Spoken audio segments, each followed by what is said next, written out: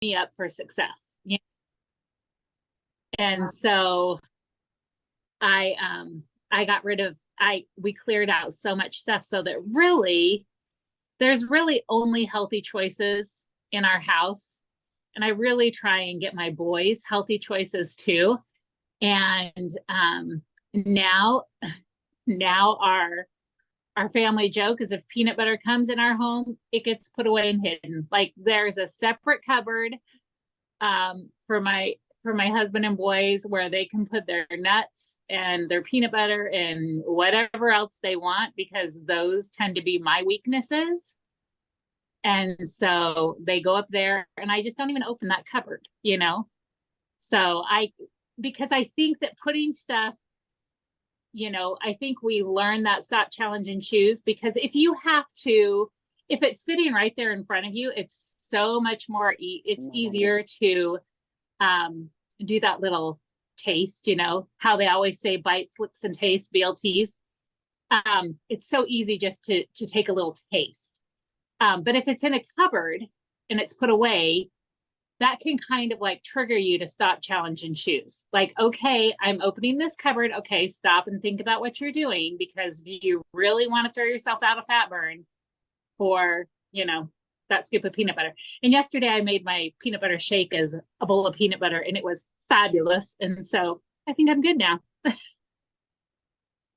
Well, I didn't even know you could do that. Oh my gosh, it was so good, Sarah. That's all I can say. So. Lauren had her hand up. Hey, so I would love to know what everybody's triggers are. Like if we could put in the chat, like for me, I know like I could walk by a chocolate cake, but a bag of almonds will take me down.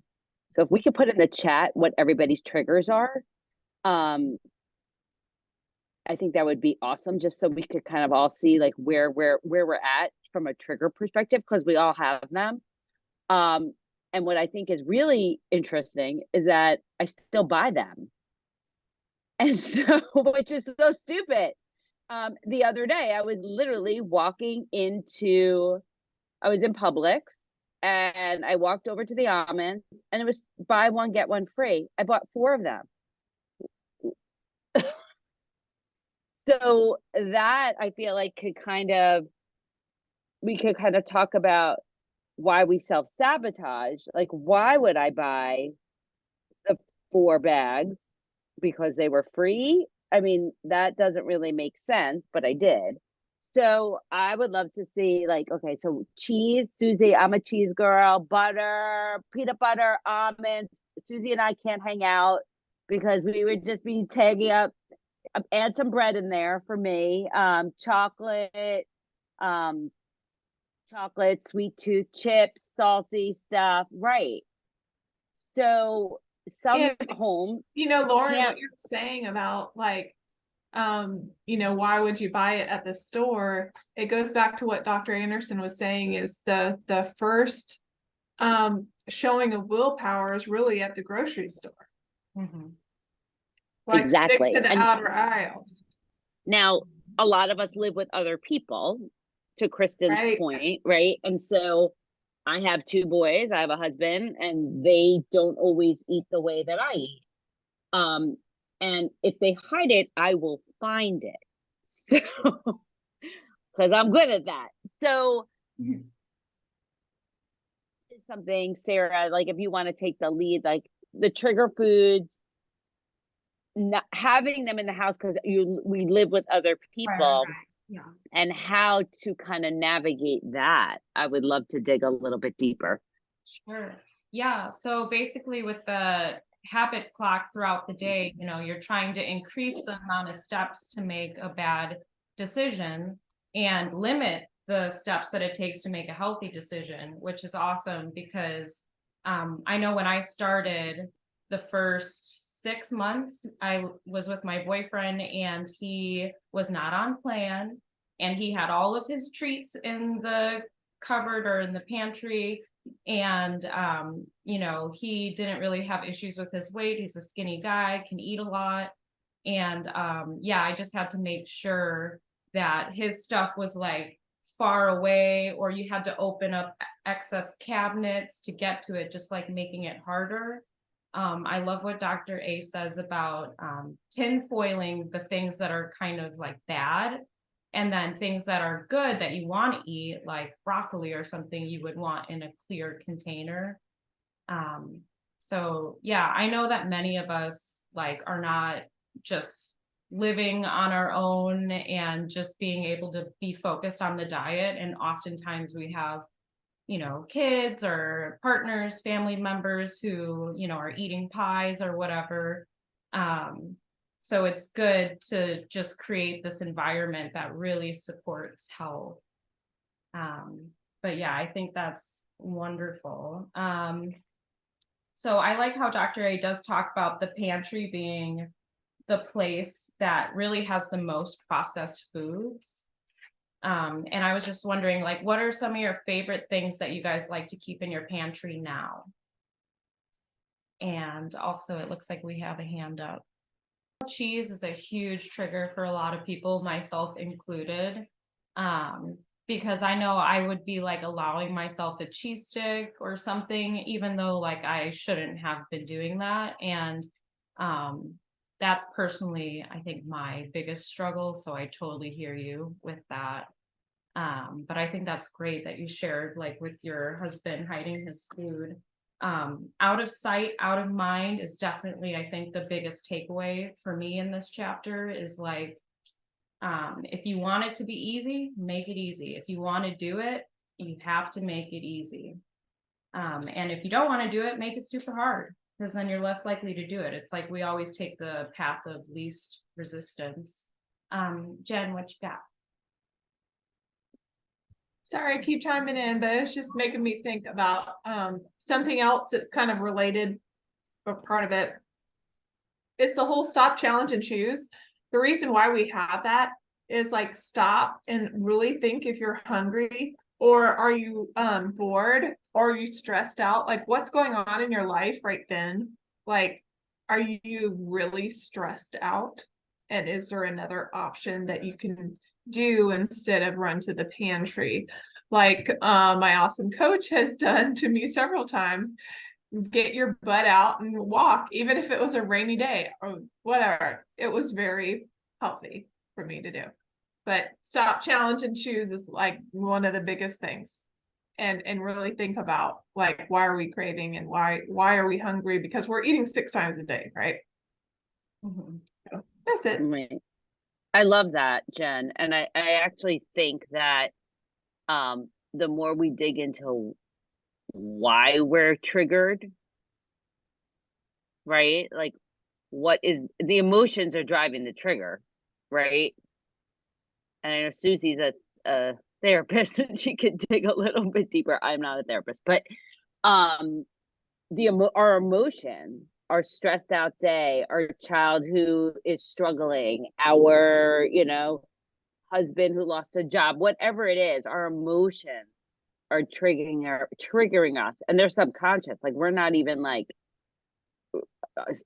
that self-aware in those moments. So having the opportunity to stop and take that pause, right, and really like be honest with ourselves, I think that's always a great start, and the hardest one. Kristen, did you want to add to that? Yeah. So one of the things that I know that, as I'm busy in the evenings and stuff, and that I find sometimes, that I'm faced with those triggering thoughts, and I know other people are too. And I was on a call with a client the other day, and I said, last night I was at a point where I just was about to send a text to everybody and say, hey, if you are hungry right now, like it's late, if you're even triggered to have something else to eat, you think you're hungry, just go to bed. And that's often what I have to do at night, is that, it gets to the end of the evening, I've been busy, I think, oh, maybe I'll just, go have one more fueling, and I'm like, I just tell myself, you know what, just go to bed. Like, that's just that self-sabotage talk in your head. 100%. And so just just putting these little mindsets in your head are so good. Like just reminders. Okay, guess what? I'm hungry. Nope, Kristen, just go to bed. You know, it's not going to kill you to go to bed a half hour early and, you know, wake up a half hour earlier and get the stuff that you're doing right now finished. Because we all have much more strength in the morning. You know, it's easy. And then as we go throughout our day and we get tired is when you know, it weakens. And so, and, you know, like, just like anything, we're all here, you know, for a reason. This is not going to go away. You know, if we think that, just like an alcoholic, you know, once an alcoholic, always an alcoholic, you can't just walk into a bar. And so once a food addict, you know, that's always going to be there. And so we are all, it's just not going to magically disappear when we've lost all of our weight. It's something that we're always going to have to contend with. We are always going to have to contend for our health. We're always going to have to remind ourselves. If we think these things are just going to disappear, we're fooling ourselves. So that's why these are so incredibly important. I love that so much. I feel silly to say this, but I just had this realization last night. Excuse me. That this life book is literally your life book. Like, for your life, you have to refer back to this book. Like, this is almost like our Bible, which is nuts. And that literally just sunk in for me last night. And I felt silly for it that taking so long, but also with the stop challenge choose, oftentimes I stop, and then for choose, I tell myself, flip the script. And what if the opposite were true? And I know in the beginning you think like, oh, I can't eat that. Or like you think all these limited beliefs, but as you keep going, you realize like, no, I'm giving myself the gift of health. And you just like flip it and you think of it in the more positive way. Also, I really think how willpower is something that's kind of like a battery that you have to charge. I'm wondering, what are some things that you guys do to recharge your battery? Because like I know one of them is like taking an Epsom salt bath or making yourself some hot tea. And let's see, we got Julie. Did you want to share? Brew it. I think it's like for 15 minutes when you read it, because you have to let it brew for like 15 minutes, and it has never failed. And I highly recommend it. And if you have people bringing you food and stuff, I would just reach out to your friends and be like, I'm good, I don't need anything. Or like, I'll take a gift card or a candle or flowers or anything. Or send them a link to Lean & Greens. Yeah. If they're looking for things to make you. That's smarter. Just do that. Because I can't do it right now, and that would be so helpful. Is that you could freeze up and then you have it ready to go. The Pinterest page has a or Sandy's Kitchen. Yeah, Sandy's Kitchen is great. So yeah, I'm gonna do that. Please let us know in the Facebook chat. Maybe we could just share some of our things. Yeah, can we explore? I'm sorry, and but what Julie said before about having young girls. I'm a boy mom, but it doesn't, you know, it goes for everybody who has young children in the house when we're talking about being on a diet, and we don't want to create eating disorders or disordered feelings about food. And Jules, I know we spoke about this, but I think it's good for us to kind of just dig a little bit deeper in that when we're modeling healthy behavior for our kids, we have got to constantly push health versus diet, health versus weight loss. So when your kids are looking at you and saying, mommy, eat this, and be like, you know what, girls? And Julie, like, you've been very open about how you are perceived in your child's eyes in terms of weight. So you could say, you know, mommy had to have her knee replaced because I had so much weight on me. And now that my knee is was replaced, now I'm going to get healthier. And that candy is not going to help me get healthy. But you enjoy that candy, sweet girl. You know what I mean? Like, I think we have to just constantly push health. You know, mommy wants to make healthier choices so I could ride my bike with you. So I could run with you. Well, maybe not run because you just had your knee replaced, but like, or I don't have to sit on the sideline. So I could be an active participant. And one day we can do this together versus I'm on a diet, because that word diet and young girls, and I know it because I was that young girl, is so toxic Yes. and dangerous, and it leads to disorder. So we don't want to ever do that, but we really want to focus on health.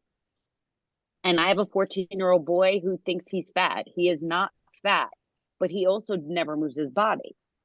So what he was like, I want to go on Optavia. I was like, absolutely not. You need to move your body. You need to go for a walk if you're going to have an ice cream sundae.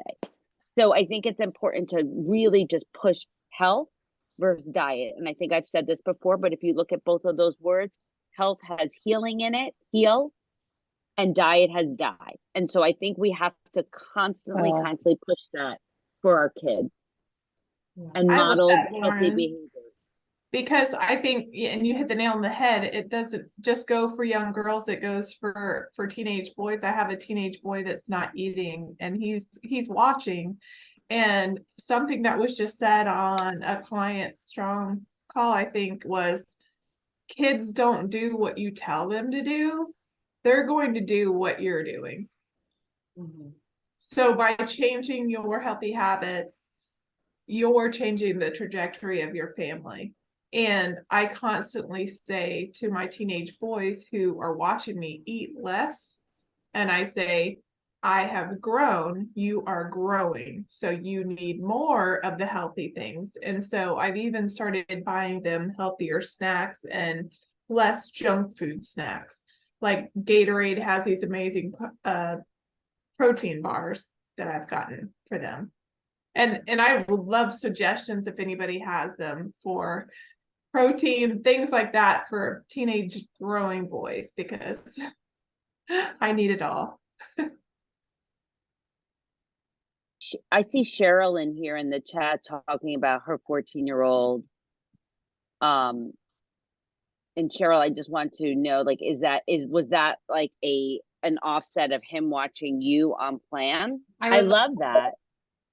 I would like to speak to that a little bit, just because I was overweight my whole life when I was little, and I was teased and bullied a lot.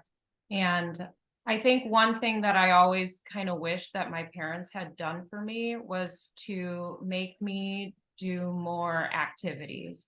Because from a really young age, I told them like I didn't want to do sports, and they were just like, okay. And then they never really made me do it. But I wish that somebody would have pushed me to be more active, but also not as a punishment, but find something that he really enjoys, that flips his switch, that he's creating health for himself and he's making friends and healthy relationships. Because I always looked at physical activity as torture and shame, and I never wanted to do it. I never dressed for PE. And just recently, after losing the weight, I went to the gym and I was like, oh, I get it now. It doesn't have to be a punishment. It can be something that I'm doing for myself that's good. So I would definitely teach him self-love. And the best way to do that is by loving yourself. And yeah, that was just my 2 cents. And I think somebody had their hand up, wanted to speak to And that. really quick, let me just jump in really quick, Sarah. We do have about 3 minutes left. I'll leave the room open afterwards, but just giving people a time check. Time flies when you're having fun. So anyways, I'll just quickly go through some of this stuff. So Dr. A talks about going through your pantry, your refrigerator, your freezer. Also, he talks about restaurants, some things you can do. I know he mentioned in the video, but also your car, like if there's a drive-through, don't do it. The bedroom one was huge for me personally, because I tend to have a lot of clutter in my bedroom. I keep it cool every night, 68 degrees. Dr. A talks about 4 ways that you can serve less. I thought the green 9-inch plates was really interesting. And And also, let's see. So what are 3 adjustments you guys have made to your surroundings that have made an immediate effect on your life and health? Does anybody have anything they want to share? I'll jump in really quick, just on a quick tip right there, is I did get smaller dinner plates. Mm. So why we think we need these gigantuous plates, you know? So I did get smaller plates, and then my husband doesn't even question now when his plate is full, you know? So before, on a big plate, it would look like there was hardly anything. But when, you know, you have those smaller, like the 8-inch plates, much better. So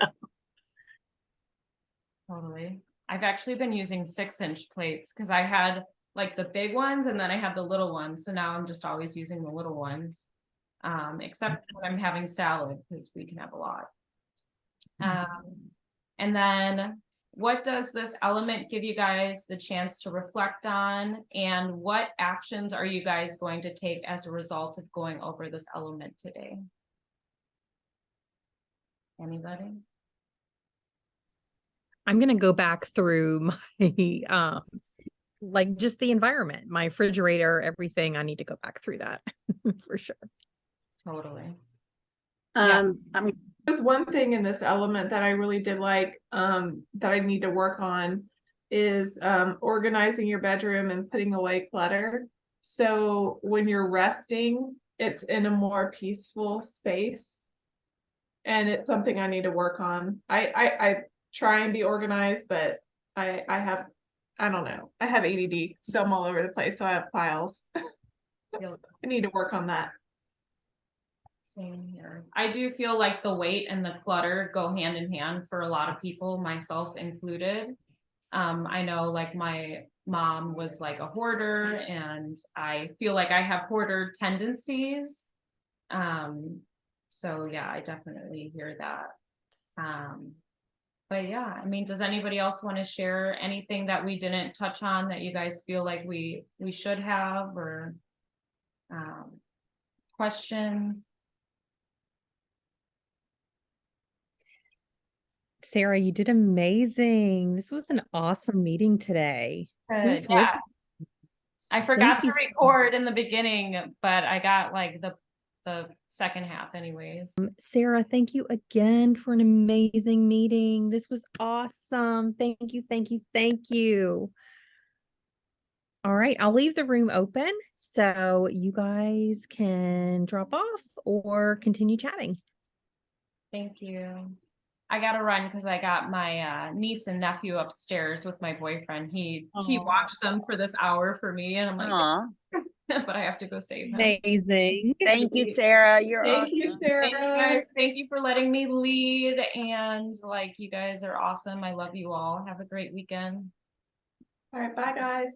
Bye.